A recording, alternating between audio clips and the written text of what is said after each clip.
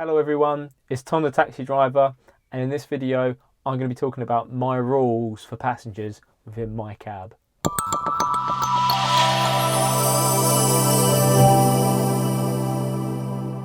My rules with passengers. Rules for passengers? Surely they just get in, they ask you where they want to go and off they go. Some passengers can be quite demanding, as well as some are just kind of maybe a bit more rude or obnoxious, and they don't necessarily understand that this cab is your own cab. I think my attitudes have changed to it slightly. When I first got out, I was renting a cab. I've come from retail backgrounds anyway, so I'm kind of used to dealing with the public and how they ask about certain things in certain ways. But some people can take a bit of liberties, and especially when you come to owning your own cab, because you think, right, I've got this cab for the long haul. I really want to look after it. But also it can come back to affect you and bite you in the arse a little bit if you're not too careful with being firm with your passengers. And also it depends on the length of the journey as well. Some people will be really ridiculous about a short journey, and you think, why? You're going to be around the corner in a moment, so don't be silly. So let me give you some examples. One of the obvious ones is someone being sick in the back of the cab. So this isn't necessarily a rule that I'm going to give a passenger. It's going to be a rule that I'm going to take myself. Now, if I believe someone to be too drunk, you can usually there's lots of telltale signs when you pull up and you come to take someone in the cab. One of the examiners at the badge talk, when you get your badge at the end of the knowledge, he said his tactic was, if you think they're drunk, you drive past them a little bit, and if they sort of stagger down the street to get the cab, or if they do a twirl on the spot, they're probably too drunk, and it's probably best that you drive on. As you're not obliged to take drunken passengers. It can be a problem because if they don't pay up, worst off if they fall asleep in the back, if they pass out, what are you going to do there? There's really not a lot you can do. You often think it's the right thing to do, like if you see a stranded female on the street, or she's with her friends, it might only be early on in the night, say 10 o'clock, because I don't really stay out too late, so I don't get too much of this. I don't really stay out much beyond midnight. But sometimes you do find that you find people have peaked a little bit too early in terms of drink. So around 9 o'clock, 10 o'clock, most of their friends will be sober, and they'll be trying to load one of their friends into a cab. And they'll go, oh, can you take her home? She'll be fine. Yeah, she'll pay you and everything. And it's not, the money aside, in those situations, really, there's not an amount of money that could really make those situations any better. Because if a female passenger passes out in the back of the cab, you can't do anything. So if you do those kind of jobs, the best thing to do is just limit the risks. Ensure that one of her friends or their friends are going to be going with that passenger to be able to safely get them out the cab at the end. It's not going to be easy, but at least then they've got their friends, contacts in their phone books.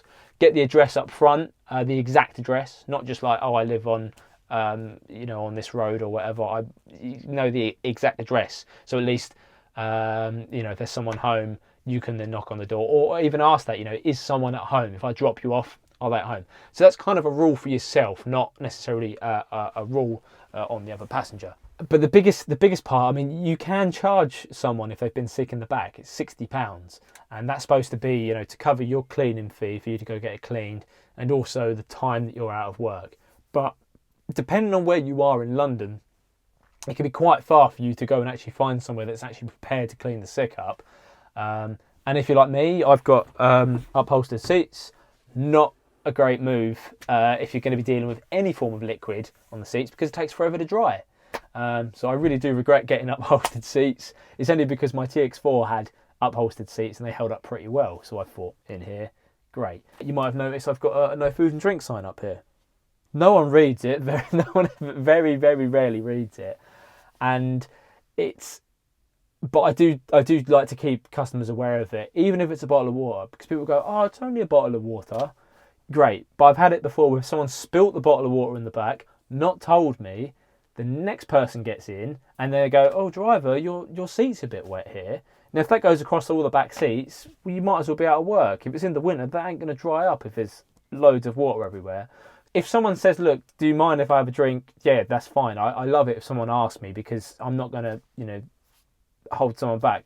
if they're only going on a short journey, it usually happens. It'd be a short journey. It pretty much turns into a picnic in the back of the cab. They get everything out. They get the sandwiches out. They start eating crumbly crisps, and it's really quite annoying. So sometimes I say, "Oh, excuse me, could it sort of wait?" Sometimes with kids as well. And some parents are really, really good with this, and they go, look, the driver, or they might say, look, the driver says, no eating, and you just point to the sign. If it's on a longer journey, if I'm running someone out to the airport, I'm generally going to allow it, because you got to try and put yourself in the shoes of the passenger, because they could be really, really hungry. They're travelling, obviously, because they're going to the airport. You kind of are a little bit off.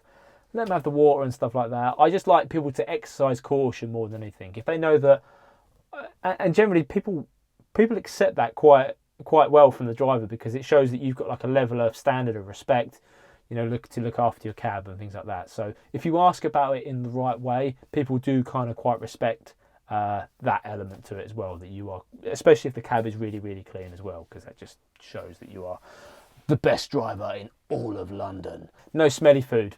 Obvious, really. Most people don't really do this. It's kind of a done thing, but obviously it just lingers. So the next person gets in and goes, oh, smells like someone's been eating fish and chips in here. It's like, well, yeah, because they were eating fish and chips. Children must wear seatbelts. It's such a big thing that the kids just get in and they just climb all over the back seats. If they've got anything on the shoes, again, I've got upholstered seats, so that gets into the seats. It's a nightmare to clean out. But most importantly, for the safety aspect, they're climbing over the seats, they're looking at the back windows, they're touching on the windows. And I've said it to passengers before. I said, look, is it possible that you can put the seatbelt on for the kids?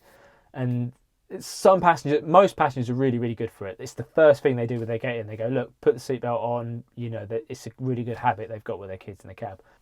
It's all a safety thing. People say to you as well, say not necessarily kids or whatever, it might just be people travelling on their own. They say, oh, driver, do I need to wear a seatbelt? I say, yeah, ideally, because it's an accident. Accidents happen. I don't want an accident to happen, but that's the reason why it's an accident. We didn't plan for it, so we should put our seatbelts on. So I'm never going to say to someone, oh yeah, don't worry about it, mate. Put the seatbelt on. Vaping. You get a lot of people. I haven't got any of the no smoking stickers in here. I think when you go to the test centre, when you get the vehicle re-licensed for TfL, they put some of the no smoking stickers on. Obviously, most people know not to smoke. I've had some people who think they could, and they go, oh man, can we smoke? Someone who's been on holiday here, they've not understood it. But vaping is one of sort of the areas that people think they can sort of dodge. I've probably had a couple of people that do it on the sly, and they just sit there with an unfiltered one, and they go, oh, but it doesn't smell of anything. It's not one of the fruity flavours. It doesn't really matter. I mean, I'm not asthmatic, but sometimes when you have the windows open, when the air draws through, I can really feel it at the back of my throat. It's not nice at all. And I learned this actually when I was first renting a cab, because I didn't really care too much. I was like, okay, I want to. You're not allowed to anyway. It's technically legal in the cab anyway. But I remember, I think it was coming towards the end of. No, it wasn't towards the end of the shift. It was about midday through the shift. Someone got in and said, is it okay if I vape? And I thought, well, I've only just got out. I don't want to tread anyone's toes. I don't want to upset anyone or any customers that are in the cab. I said, yeah, sure, fine. It was only a short journey down the road. And then about 2 or 3 hours later, someone else got in the cab and said, oh, has someone been vaping in here? And I said, yeah, about 2-3 hours ago. Why is that? And she goes, well, I'm actually asthmatic, and I can, it kind of flared up for her. And, from that point forward, it's like, yeah, I get that, that can happen. So vaping, yeah, I just generally don't allow it. Maybe, no, because you're not supposed to. It's again against the law, and it's about maintaining the cab as well. So I don't really want to, be the bearer of bad news for people, but you've got to, draw the line somewhere really. Dogs. So obviously we've got to take guide dogs and assistance dogs, and generally I love dogs. Some people try, again, put dogs on the seat, and of course they've been across the park and might be a bit muddy. I just say, look, is it okay if you can put the dog on the floor? Absolutely fine with that. Dogs are great because they don't complain about the route or anywhere you're going to go. So most of them are well behaved. Some dogs have this amazing sixth sense. I've picked people up from their house, driven them all across London, get to say Hyde Park where the owner knows they're going to walk the dog, and the dog knows, and the dog's like down here. Like, how the hell does the dog know that they're at the park and it just starts barking? So that's a little side story. But yeah, I don't mind dogs. And yeah, because it's about trying to get as many people in cabs as possible. You know, some people might have been in an Uber, and some Uber drivers don't allow the dogs as well. So I'm willing to do that because we are the best, and they don't really cause any trouble or harm. It's no different than having a smelly passenger. You know, you can't turn someone away if they smell. You know. Charging cables. Yeah, I like to lend people out charging cables. Generally anything, you know, if someone's in the back and they're like, oh, can you help me with this? Or I've got a flat phone or whatever. I'm not going to be like, oh, are you charging your phone so you can book an Uber or something like that? No. Just let them charge their phone. These new cabs are great because you've got a USB port in the back. In the old TX4, I used to have a little power bank. So I could just pass the power bank through with a cable. I've got an assortment of cables up the front there so they can do it. Again, think about it, they might be stranded, they might be tourists, and sometimes I offer it out to them. If there's a big group of them, if we're going out to the airport, I'll say, look, if you guys all good for charging on the phone, because it's a great chance for them to charge, because they might be late for their flight. If they're late, they haven't got time to charge their phone, and that can make their journey all the more stressful. So do everything you can with the time that you've got, you passengers, because you want to be the most resourceful, helpful person you can be within the cab. I've had people, and this is generally like younger people that come into the cab, and they're like, "Oh, driver, put some tunes on, yeah?" And you're like, "No, it's simple as. I'm not a party bus. I'm not your Uber driver, so I'm not going to be rated for it. Yes, I can appreciate that you're going on a night out, but you're only going 10 minutes down the road from one place in the city to another place. You're going to get into somewhere else, and you're going to have music there. There's no speakers in the back here anyway. So if I want music, I've got to crank my music all the way up. I'm generally listening to something really boring, like a radio show, or just absolute radio, or just average sort of tunes, because I'm at work. I'm not listening to hard bang, bang, bang tunes. So it kind of does irk me when people say that. So I just generally just say to them, look, no, there's not really speakers in the back.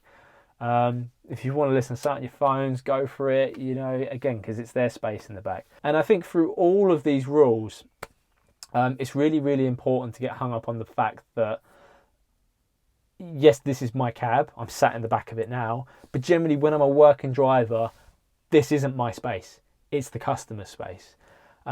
Yeah, they can't like wreck it and, you know, take the piss with it, really. You know, you want them to look after it, but for the most part, people are going to be getting in and out every day. They're going to be opening doors. They're going to be bringing cases in. It does suck when, you know, I start getting scratches and stuff on it, but it's a working vehicle. It's really, really naive to think that this cab can go through its entire life with everyone treating it like pristine, like your own personal car.